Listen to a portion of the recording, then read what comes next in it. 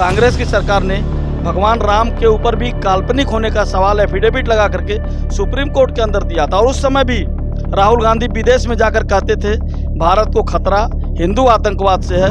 केंद्र की लड़ाई की बात होती है तो मोदी और उनके सामने नाम आता है राहुल गांधी। जब केंद्र की बात होती है, राहुल गांधी इस समय मोहब्बत की दुकान खोल रहे हैं। वो कहते हैं उत्तर प्रदेश के अंदर जिस प्रकार से अराजकता थी, जिस प्रकार से सरकारी जमीनों पर कब्जे होते थे, जिस प्रकार से गुंडागर्दी होती थी, बीते एक साल में गलवान घाट में 20 से अधिक जो है जवानों की शहादत हो गई, 20 से अधिक जवान शहीद हो गए।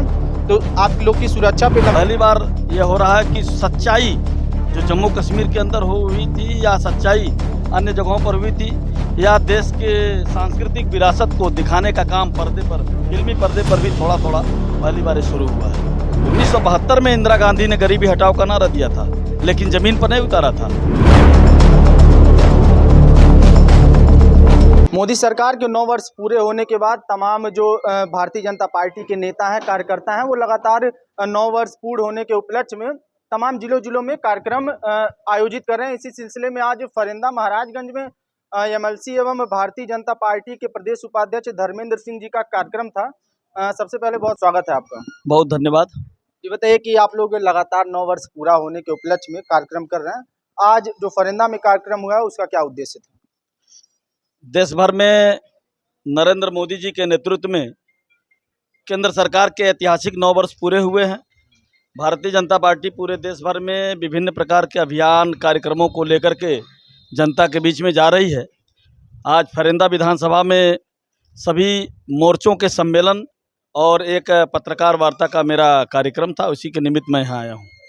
ये बताइए कि विपक्ष भी लगातार आप लोग के 9 वर्ष पूरा होने पे जहां आप लोग की तरफ उपलब्धि गिना रहे हैं, विपक्ष लगातार आप लोग के ऊपर निशाना साध रहा है और तमाम चीज़ें कांग्रेस पार्टी खास करके अपने सोशल मीडिया के माध्यम से नरेंद्र मोदी की सरकार को निशाना साध रही है और जो कमियां हैं उनको गिना रही है। इसको कैसे देखते हैं?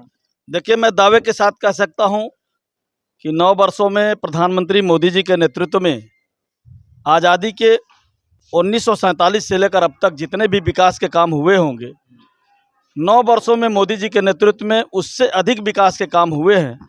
और हर क्षेत्रों में, चाहे वो गरीब कल्याणकारी योजनाओं को जो पंडित दीनदयाल उपाध्याय जी ने अंत्योदय का सपना देखा था, या बाबा साहब भीमराव अम्बेडकर जी ने जो कल्पना की थी कि समाज के आखिरी पायदान पर खड़े हुए व्यक्ति के चेहरे पर मुस्कान होनी चाहिए, उन योजनाओं को धरती पर उतारने का काम गरीब कल्याणकारी योजनाओं के माध्यम से मोदी जी के नेतृत्व में 9 वर्षों में पूरा हुआ है। या भारत को शक्ति संपन्न बनाने का काम, भारत को समृद्धशाली बनाने का काम, दुनिया के शक्तिशाली राष्ट्रों की कतार में भारत को खड़ा करने का काम मोदी जी के नेतृत्व में हुआ है। ये बताइए, कांग्रेस पार्टी के नेता राहुल गांधी इस समय लगातार विदेश में भी दौरा करते हैं, वहाँ भी जा करके तमाम चीज़ें बोलते हैं। हालांकि भारतीय जनता पार्टी के लोग विरोध भी करते हैं, तो क्या इन सब चीज़ों का प्रभाव आप लोग के पक्ष में पड़ेगा? राहुल गांधी की जो बयानबाजी विदेश में होती है, या फिर कहीं न कहीं कांग्रेस की मजबूत स्थिति इन सब चीज़ों से होने वाली है? देखिए, मैं थोड़ा पृष्ठभूमि में जाना चाहता हूं। 2014 में मोदी जी की सरकार आने के पहले 2004 से लेकर 2014 तक 10 वर्षों तक मनमोहन सिंह जी की सरकार कांग्रेस के नेतृत्व में चली थी। और देश की स्थिति कैसी थी, देश कहां चला गया था, ये देश के लोगों ने देखा था। हर महीने रोज आतंक की घटनाएं होती थीं। वो 10 वर्ष की ऐसी सरकार थी जो 1000 वर्ष तक इस देश में अनेक आतताई आए, अनेक आक्रांता आए, देश के बाहर से आए, देश के लोगों को लूटे, यहाँ की धन संपदा को लूटे, यहाँ अत्याचार किया, अन्याय किया, लेकिन किसी का ये साहस नहीं था कि भगवान राम के ऊपर क्वेश्चन मार्क लगा सके। लेकिन उन 10 वर्षों में मनमोहन सिंह जी की सरकार ने, कांग्रेस की सरकार ने भगवान राम के ऊपर भी काल्पनिक होने का सवाल एफिडेविट लगा करके सुप्रीम कोर्ट के अंदर दिया था। और उस समय भी राहुल गांधी विदेश में जाकर कहते थे भारत को खतरा हिंदू आतंकवाद से है।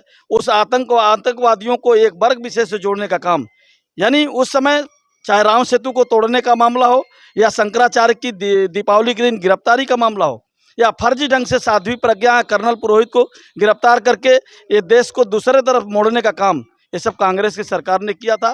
पूरे देश में कमज़ोर स्थिति बनाने का काम कांग्रेस की सरकार को लोगों ने देखा है।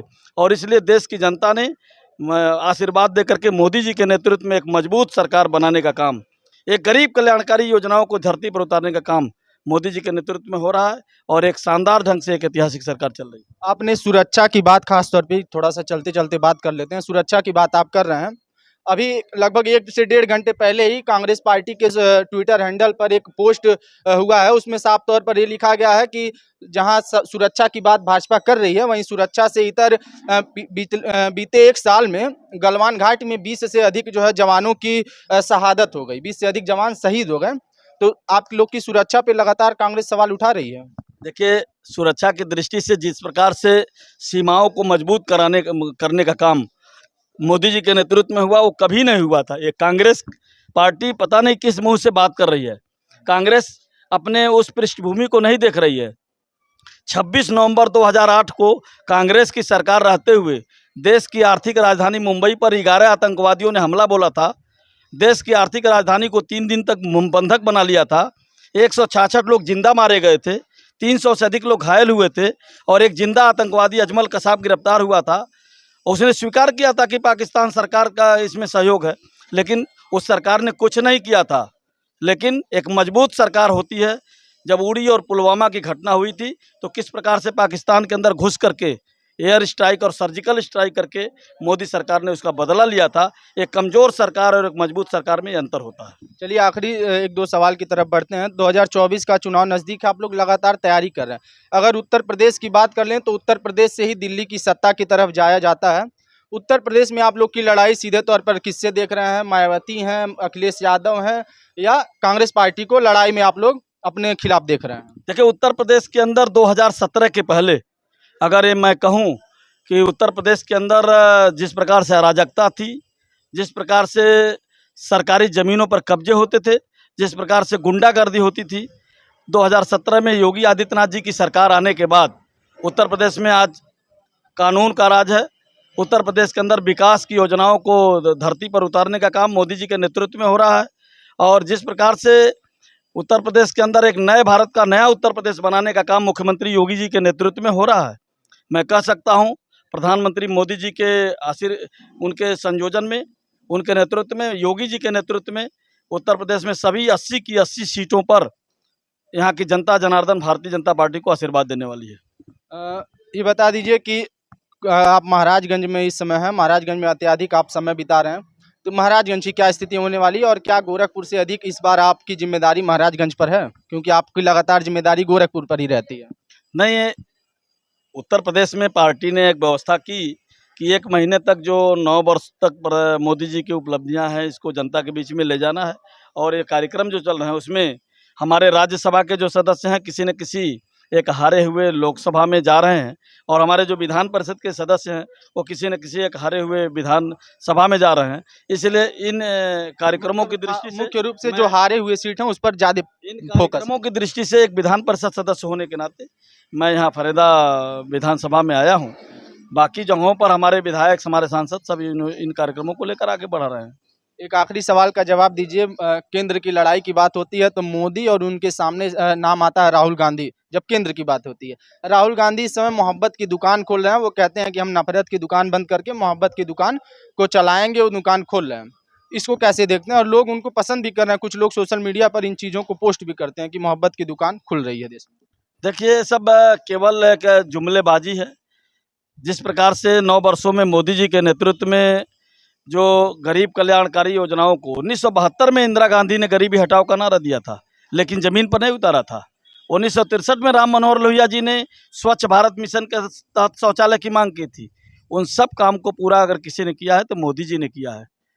चाहे वो इस देश में सैकड़ों वर्षों से लोग अयोध्या के गर्भगृह पर प्रभु श्री राम का भव्य मंदिर का मामला हो, या 1953 से एक देश में एक विधान एक निशान की बात धारा 370 का मामला हो, या ट्रिपल तलाक देकर के मुस्लिम बेटियों को के सम्मान की सुरक्षा की बात हो, इन सब मुद्दों को का समाधान करने का काम मोदी जी के नेतृत्व में हुआ। इसलिए कोई लड़ाई नहीं है। मोदी जी के नेतृत्व में पूरे देश की जनता 2014 से 2019 से भी अधिक बहुमत मोदी जी के नेतृत्व में इस बार जनता देने वाली है। एक और छोटे से सवाल का जवाब दीजिए। विपक्ष के लोग लगातार आप लोग को निशाना साधते हैं और कहते हैं कि जब से ये सरकार आई है तब से जो सांप्रदायिक फिल्में हैं, या फिर यूँ कहें कि एक जाति धर्म को टारगेट करने वाली फिल्में अधिक बन रही हैं, चाहे वो कश्मीर फाइल्स हो, चाहे केरला स्टोरी हो, और तमाम कुछ ऐसी फिल्में लगातार आ भी रही हैं।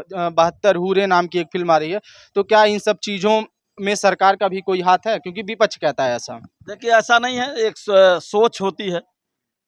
आज़ादी के 70 वर्षों तक देश में के अंदर फिल्मी दुनिया के लोग भी देश को किस परिप्रेक्ष्य में दिखाते थे, कौन कौन सी बातें दिखाते थे पर्दे पर।